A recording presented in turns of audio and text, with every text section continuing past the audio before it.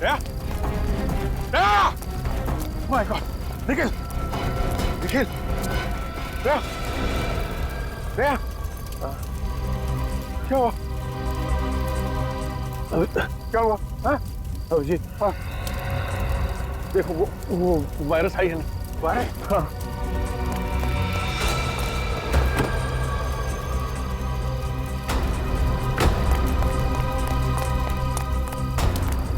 Sir virus नहीं है। Virus नहीं? वायरस नहीं है? सर, दया, दया!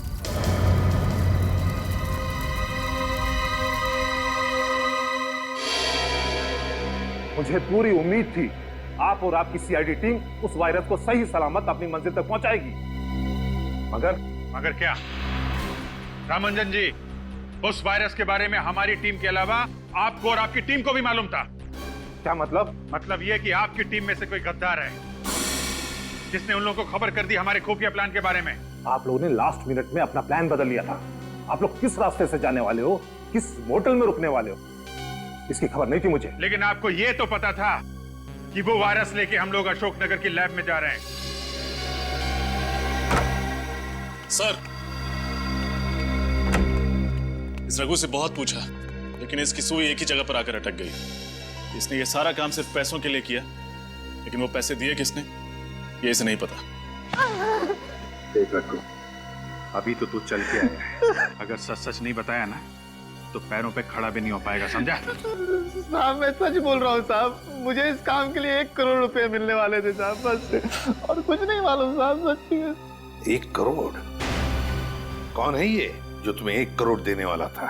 साहब मैंने बस आवाज सुनी थी साहब, मुझे कॉल आया था साहब प्राइवेट नंबर से। उन्होंने मेरे घर के पीछे गोदाउन पे 5 लाख रुपए एडवांस भी डाले थे साहब। अब और कुछ नहीं मालूम साहब, सच बोल रहा हूँ साहब। ये जो भी कोई है ना जो तुम्हें 1 करोड़ रुपए देने वाला है, हमारे हाथों नहीं बचेगा, नहीं बचेगा वो हमारे हाथों।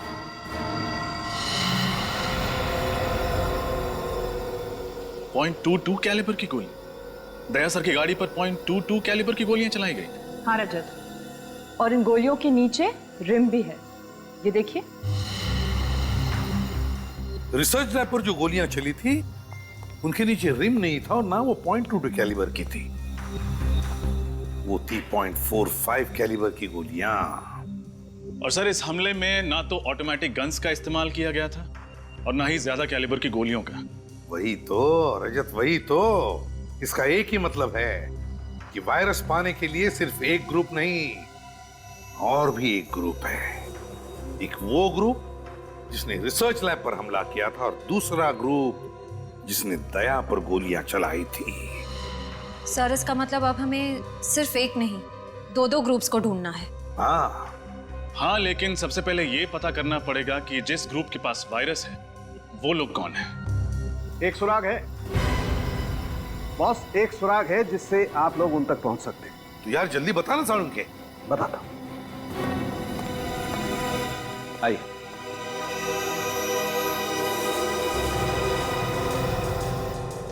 बॉस, ये उस बॉम्ब के टुकड़े हैं जिसका इस्तेमाल करके मुजरिमों ने उस वैन की धज्जियां उड़ाई थी। इस बॉम्ब में टाइमर के साथ साथ फर्टिलाइजर भी मिला है। लेकिन इसमें अनोखा क्या है सर? क्या अनोखा क्या है वो बता।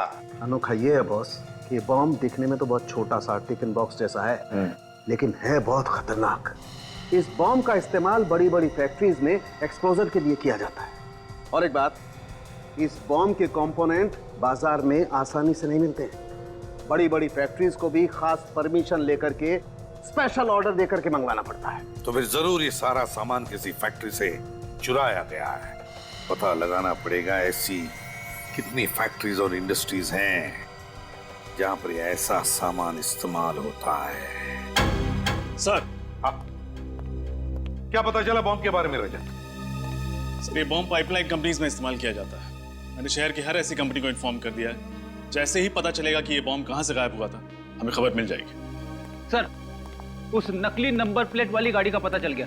चेसी नंबर से ढूंढ लिया कि वो गाड़ी किसकी है। किसकी है गाड़ी? सर यूनिक टैक्सी कंपनी की है। अच्छा, यूनिक टैक्सी कंपनी। सर वो वैन किसी ने बुक नहीं की, वो तो चोरी हो गई थी। क्या? वैन चोरी हुई थी? हाँ सर, कल ही वैन चोरी हुई और कल ही मैंने पुलिस में रिपोर्ट भी लिखवा दी थी। झूठ तो नहीं बोल रहे हो? क्या सर, मैं झूठ क्यों बोलूंगा? एक तो मेरा इतना बड़ा नुकसान हो गया, ऊपर से आप मुझ पे ही शक कर रहे हैं। अच्छा, ये तुम्हारी वैन यहाँ से चोरी हुई थी? हाँ सर, यही वो जगह है जहाँ मेरी वैन खड़ी थी।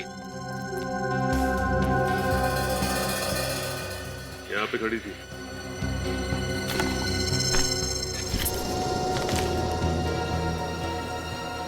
सूरज, कर क्या रहा तुम? वो कुछ नहीं, वो कचरा गिरा पड़ा था, मैंने सोचा उठा के बाहर फेंक दूंगा। इधर देखो, ये तो रेस्टोरेंट का बिल है।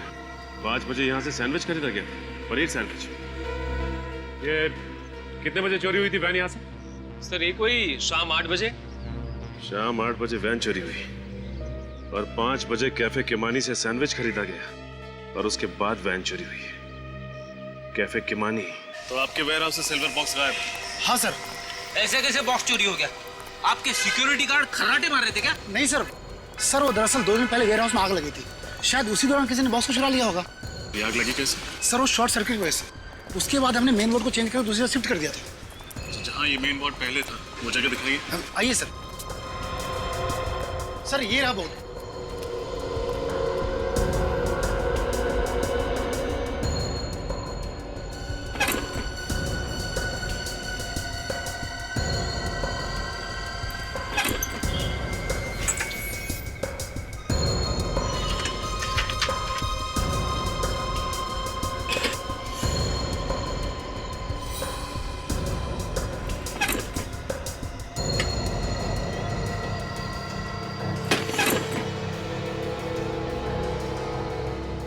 आग लगी नहीं, लगवाई गई है ताकि आग के बहाने सिल्वर बॉक्स चुराया जा सके। क्या आग जानबूझकर लगाई गई थी? जी हाँ, किसी ने जानबूझकर इस फ्यूज में ये मोटी तार लगाई है ताकि जब शॉर्ट सर्किट हो तो ये फ्यूज न उड़े और आग लगती रहे। मतलब जिसने भी ये किया है वो आतंकवादियों से मिला हुआ है। इस पावर बोर्ड पे जितने भी उंगलियों के निशान उठा लो।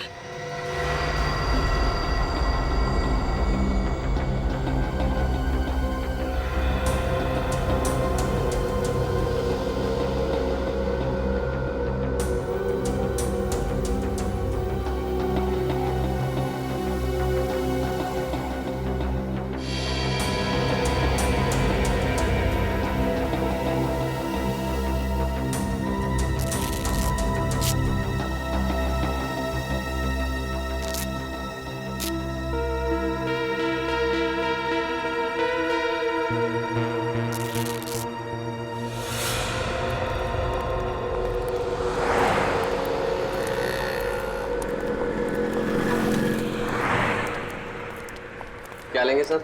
Ice cream, French fries, burger, sandwich? हम CID से। CID? क्या बात है सर? कल शाम को 5 बजे आपके यहाँ से किसी ने पनीर सैंडविच खरीदा था। ये रहा उसका बिल। ध्यान से देखिए इस बिल को और अपने दिमाग पे जोर डालिए और बताइए कि किसने खरीदा था। सर ऐसे तो रोज 50 लोग पनीर सैंडविच के लिए आते हैं, ऐसे कैसे याद रख सकता हूँ? तुम नहीं बता सकते, लेकिन ये CCTV फुटेज ये तो बता सकती है ना कि कौन और कब आया था। फुटेज दिखाओ जरा। जी सर।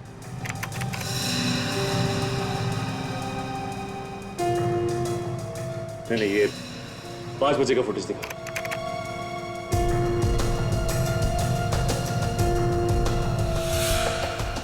सर यही दोनों बंदे आए थे 5 बजे पनीर सैंडविच लेने।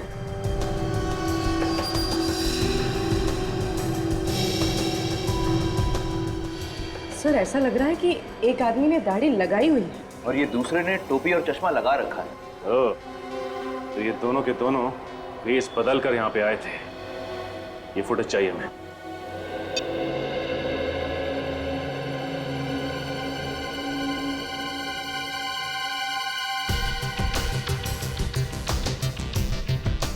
पूरी पॉज करो।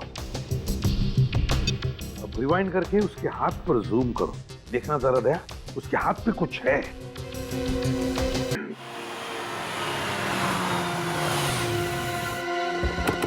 संभल के नीमांशु अटैक कर सकता है।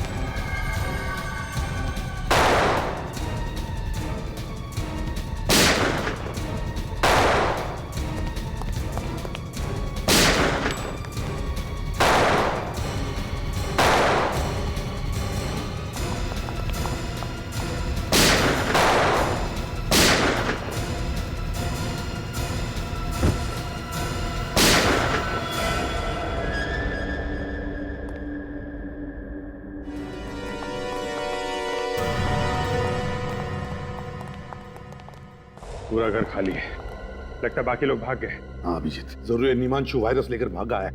काम करो तुम दोनों, चेक करो इनकी जेबें, देखो कोई फोन नंबर या एड्रेस वगैरह मिलता है क्या। यार ये कल्लू कह रहा था निमांशु वायरस का बहुत बड़ा सौदा करने वाला है। अभिजीत जो कुछ भी हो, लेकिन इससे पहले कि ये वायरस हमारे देश के दुश्मनों के हाथों पड़ जाए, इस निमांशु को हमें पकड़ना ही होगा। सर, हाँ सर, इसके पास ही मोबाइल मिला।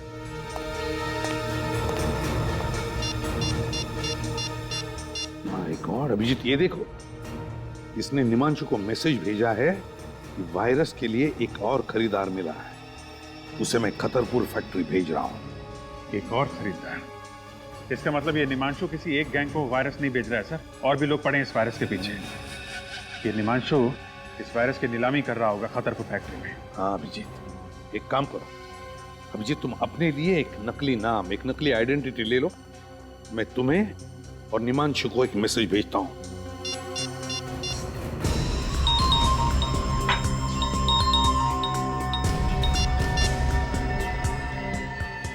तो और बंदों को खतरपुर फैक्ट्री भेज रहा हूं।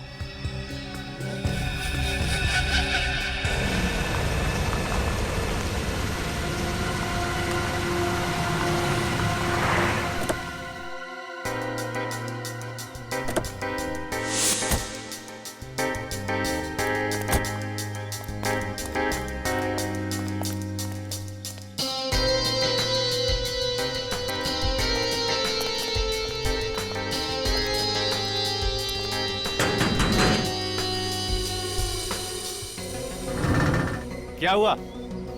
कौन हो तुम दोनों? हम मार्को है और ये मेरा छोटा भाई डार्को है।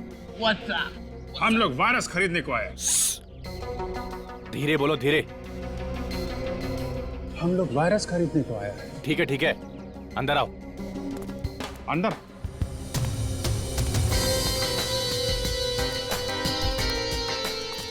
रुको, अपुन के आदमी का मैसेज दिखाओ। तुम हम पर शक करता है? जाने दो छोटे, जाने दो। मैसेज देखना है? हाँ।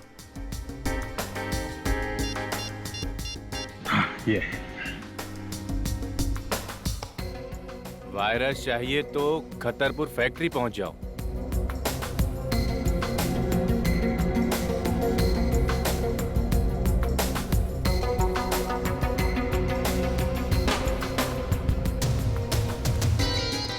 एक मिनट।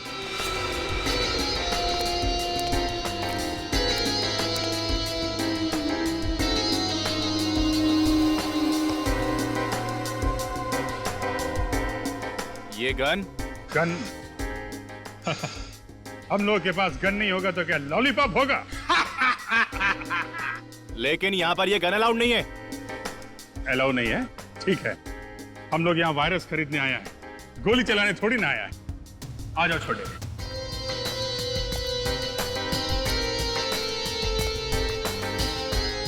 बॉस, ये मार्को और ये इनका छोटा भाई टार्को। हेलो निमांशु। हेलो मार्को, टार्को, पहले कभी सुना नहीं इन दोनों के बारे में। इसीलिए तो हम वो वायरस खरीदने को आए। उस वायरस से हम वो धूम मचाएगा कि इंटरपोल का पुलिस भी हमारे नाम से थर थर कांपेगा। कहां से पकड़ के लेके आए इन दो नमूनों को?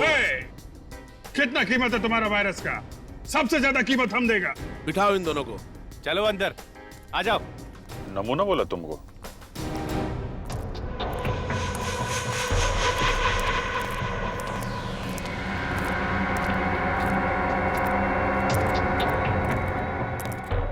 हाँ, तो अब वक्त आया है नीलामी शुरू करने का। हमारे पास यहाँ 3 खरीदार मौजूद है इस वायरस के लिए। देखते हैं ये अनमोल वायरस किसके नसीब में है। 1 मिनट, नीलामी से पहले हम वायरस देखना चाहते हैं। ए चुप, जो वायरस खरीदेगा वही उसे देखेगा। कोई बात नहीं है, खरीदार है, उन्हें देखने का पूरा हक है। पप्पू, इन सबको माल दिखा दो।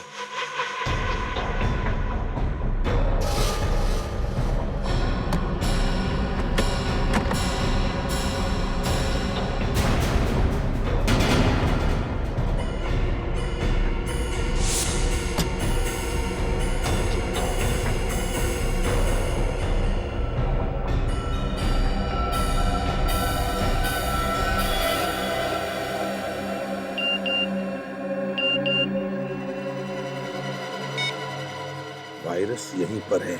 हाँ, तो नीलामी की शुरुआत होगी 10 करोड़ रुपए से। चलिए, बोली लगाइए। 11 करोड़, 12 करोड़, 15 करोड़, 20 करोड़, 20 करोड़, 40 करोड़। हाँ, 40 करोड़, 50 करोड़,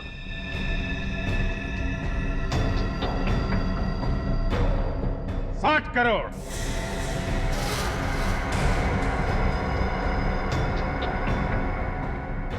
60 करोड़, बस 60 करोड़। इस अनमोल वायरस की कीमत तो 100 करोड़ भी कम है। कदरदानों, बोली बढ़ाइए। है कोई? 60 करोड़ 1, 60 करोड़ 2, 60 करोड़ 3। मुबारक हो मार्को और टार्को, वायरस आपका हो गया। पैसे लायो? कैसी बच्चों वाली बातें करते हो निमांशु? 60 करोड़ रुपए कोई पॉकेट में लेके घूमेगा?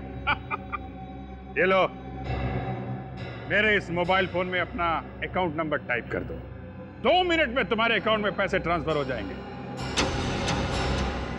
लाइए।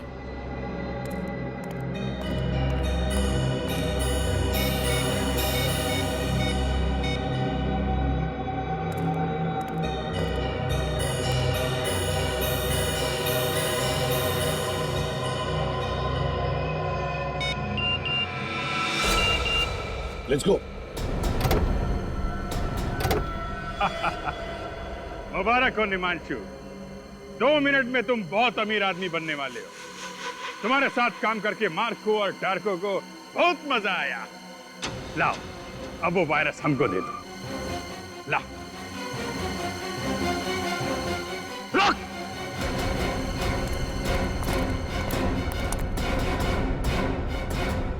वायरस ये लोग नहीं, हम लेकर जाएंगे। गन नीचे कर। ये ठीक नहीं है, गन नीचे करो। ये चीटिंग है। नीलामी हम जीता है। 2 मिनट के अंदर निमांशु के अकाउंट में 60 करोड़ रुपए पहुंचने वाले हैं। अपने आदमी को बोल गन नीचे करे, वरना सारी गोलियां तेरी खोपड़ी में डाल दूंगा। वेरी गुड, वायरस मुझे दो। पप्पू, वायरस दे दे।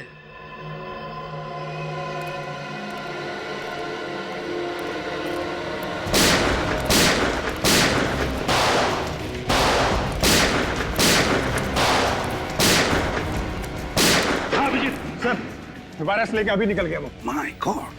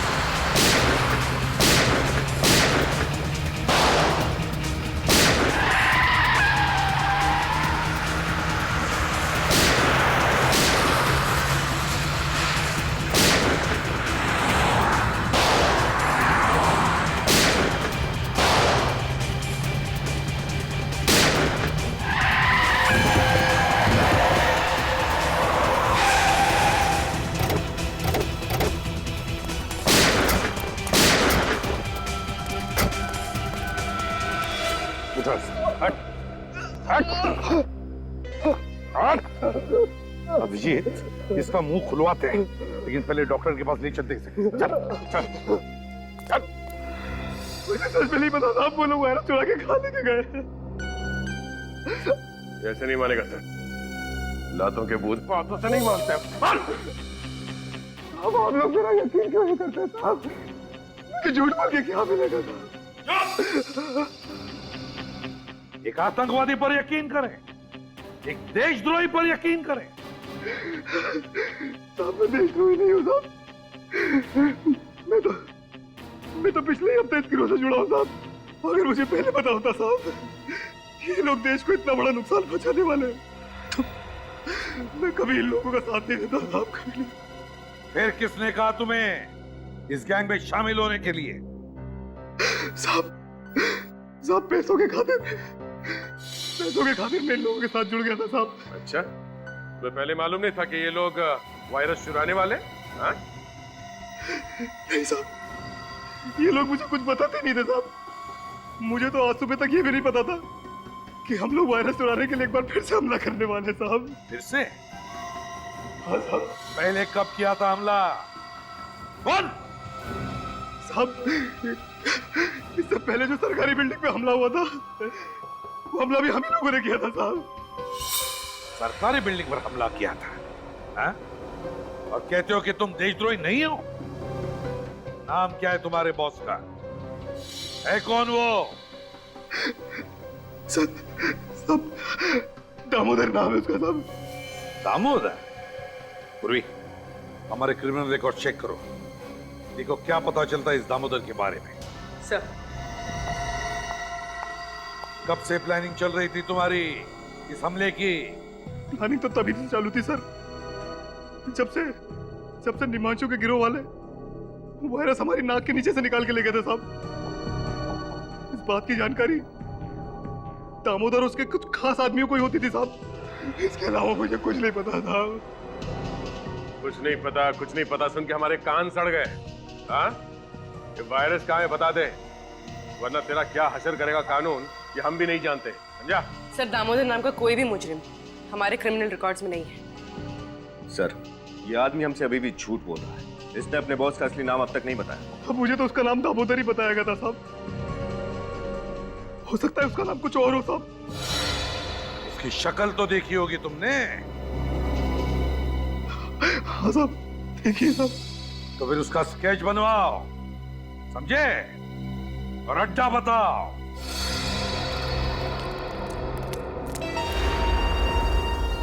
अभिजीत, पूर्वी के साथ उस तरफ हम लोग इस तरफ जाते हैं।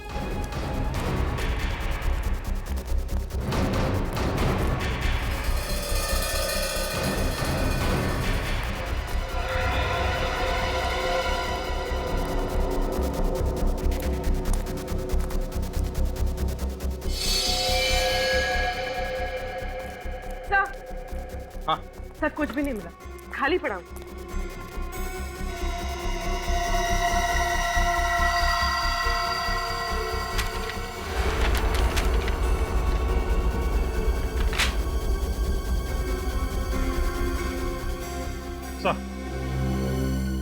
सर ये एक बिल्डिंग का प्लान मिला है। अभिषेक, किस बिल्डिंग का प्लान हो सकता है ये? सर हो सकता है बिल्डिंग इनके छुपने का कोई इकलाटा हो। नहीं निखिल, मुझे नहीं लगता ऐसा खतरनाक वायरस लेकर वो बार बार अड्डा नहीं बदलेंगे। मुझे तो लगता है ये लोग इसी बिल्डिंग में वायरस फैलाने वाले हैं।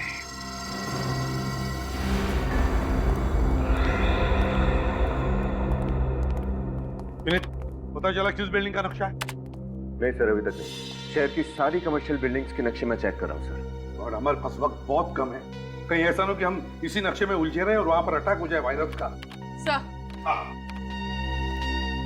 सर उस सत्या ने जिस दामोदर का स्केच बनवाया था वो दामोदर नहीं, उसका नाम अंशुमन है। अंशुमन? कोई पुराना पापी है क्या? नहीं सर, अंशुमन कोई मुजरिम नहीं है बल्कि एक आर्मी ऑफिसर था। What? Army officer? Army officer? क्या याद आया, 2008 में अंशुमन नाम के एक ऑफिसर को दुश्मन देश ने पकड़ा था और उसे मार भी डाला था। तो जरूर ये वही अंशुमन है, वही अंशुमन है ये। सर मगर ये कैसे हो सकता है? एक मरा हुआ आर्मी ऑफिसर ये काम कैसे कर सकता है सर? सर शायद ये दामोदर अंशुमन के भेष में ये सब कर रहा है, अंशुमन का चेहरा लगाकर। नहीं निखिल, ये दामोदर तो लोगों के सामने आने के लिए तैयार ही नहीं।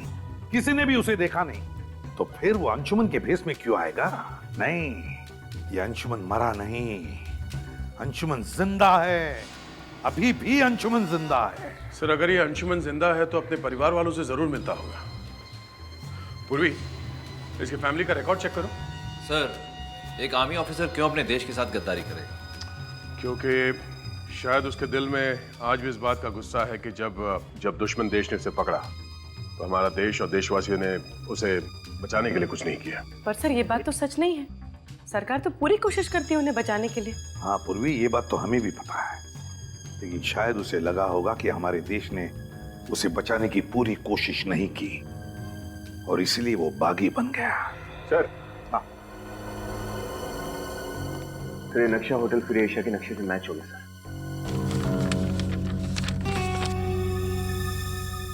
Hotel free Asia.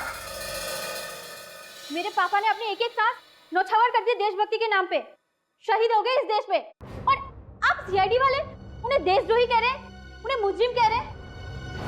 I'm sorry miss रिया, मगर सच्चाई तो यही है कि आपके पिताजी मिस्टर अंशुमान ने देश को धोखा दिया है और वो मरे नहीं, अभी भी जिंदा हैं और अपने ही देश के खिलाफ एक ऐसा षड्यंत्र रच रहे हैं, न जाने उसकी कीमत आने वाली कितनी पुश्तें चुकाएंगी। ये नहीं हो सकता। पापा अगर जिंदा होते तो मुझसे मिलने क्यों नहीं आए? हो सकता है वो आए हो और आप हमसे ये बात छुपा रही हो। व्हाट? मैं आप लोगों से झूठ क्यों बोलूंगी? मुझे समझ में नहीं आ रहा है आप लोग मेरी बात का यकीन क्यों नहीं कर रहे हैं? चलिए मान लिया कि आप सच बोल रही हैं। हाँ सूरज, मेरे कमरे की तलाशी लो। तलाशी? वो किस लिए? सच बोलने वाले तलाशी देने से कब से डरने लगे? आर्या जी? सर, ये मोबाइल फोन मिला, लेकिन इसमें इनके पिता अंशुमन जी का कहीं कोई नाम नहीं। कहीं कोई नाम नहीं है? एक काम करो सूरज, इस मोबाइल को अच्छी तरह से चेक करो और देखो कि रिया जी ने सबसे ज्यादा फोन किन नंबर्स पे किए हैं। सर, ये 5 नंबर्स पे। 5 नंबर्स? पता करते हैं कि इनमें से कौन सा नंबर वायरस की नीलामी वाली जगह पर था।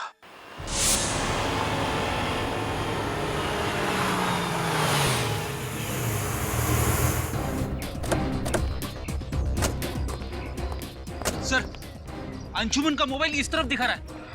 चलो चलिए चलो। अरे सर, आप लोग अंदर नहीं जा सकते सर। हेलो सर, कहिए मैं आपकी क्या सहायता कर सकता हूँ? यार सहायता तब करोगे जब फोन उठाओगे। कब से फोन कर रहे हैं, उठा क्यों नहीं रहे हैं आप लोग? सॉरी सर, वो क्या आज आर्मी वालों की कॉन्फ्रेंस है, सभी लोग उसी की भागदौड़ में लगे हुए, शायद इसीलिए किसी का फोन की घंटी पर ध्यान नहीं गया। ये कॉन्फ्रेंस होनी नहीं चाहिए। सर बस क्यों? हम लोग सीआईडी से कॉन्फ्रेंस रोको जल्दी। सर सॉरी सर, लेकिन कॉन्फ्रेंस तो शुरू हो चुकी है, 11 बजे का वक्त था सर। माय गॉड, ये आदमी आया कॉन्फ्रेंस के लिए? पता नहीं सर, इतने सारे लोग किसका चेहरा याद रखूं, पर बात क्या है सर? बात बहुत सीरियस है। एक काम करो, तुम्हारा होटल अच्छी तरह से सील करो, कोई अंदर बाहर नहीं आना चाहिए। सीसीटीवी का लाइव कवरेज हमें देखना है अभी। सर इस तरह। अभिजीत, या एक्सक्यूज मी, श्रेया का जरा जाइए प्लीज जल्दी।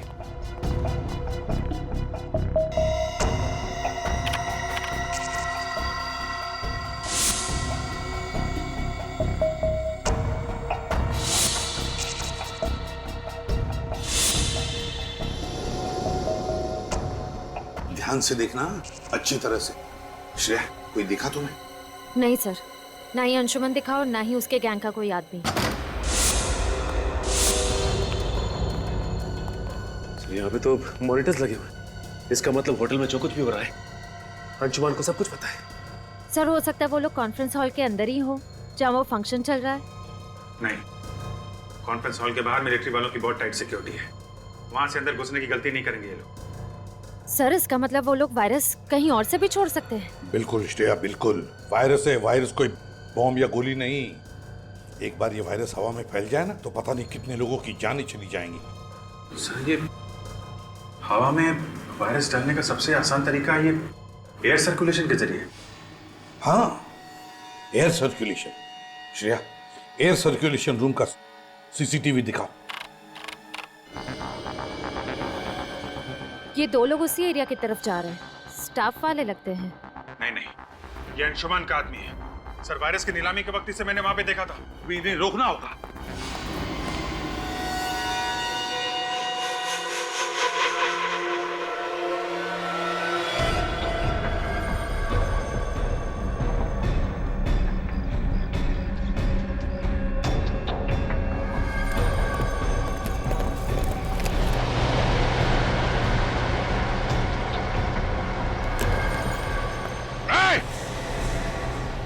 रुक जाओ वरना गोली मार दूंगा।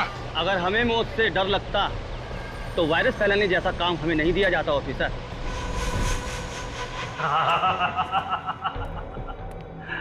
वाकई अंशुमन को सब खबर है। कहा क्या हो रहा है लल्लू राम, बड़ी देर से समझ में आया। शायद तुम्हें इस बात की खबर नहीं है कि सीआईडी तुम्हारे ड्रामे पर पर्दा डाल चुकी है।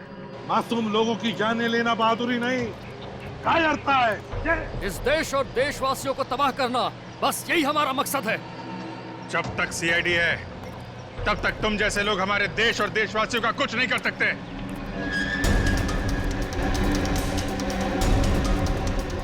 गोली चलाने की जरूरत नहीं है, ये खुलते ही तुम सबके सब मारे जाओगे। ये लोग गणतंत्र दिवस का तोहफा एसीपी प्रद्युमन की तरफ से।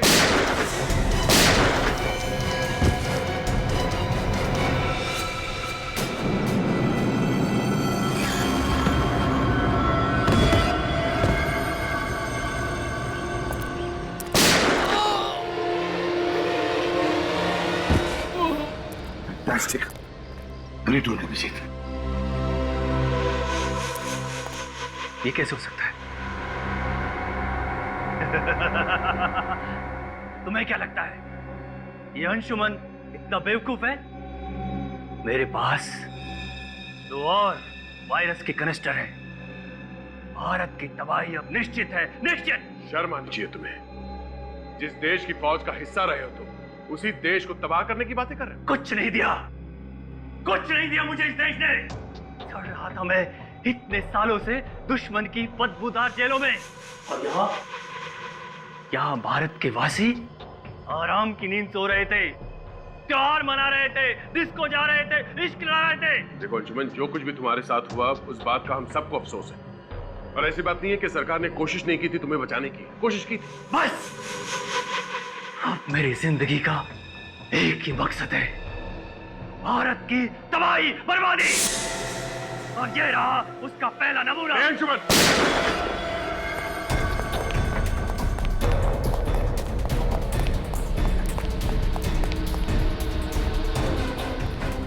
इसे देखो अभिजीत, यह अंशुमन बहादुर सिपाही आज पीठ दिखाकर भाग रहा है। आगे मत बढ़ना, मैं कहता हूं आगे मत बढ़ना, वरना मैं खुद को गोली मारूंगा। आगे मत बढ़ना। इतनी आसान मौत नहीं मिलेगी तुझे अंशुमन। तूने जो किया है उसका अंजाम तो झेलना ही पड़ेगा।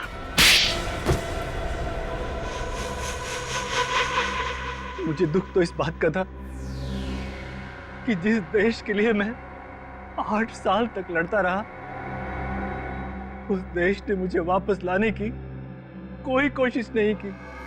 कोशिश की थी, मगर दुश्मन देश के हिसाब से तुम मर चुके थे। और मिस्टर अंशुमान, तुम्हारे साथ 8 सैनिक पकड़े गए थे, फिर ऐसा कैसे हुआ कि सिर्फ तुम ही जिंदा बचे?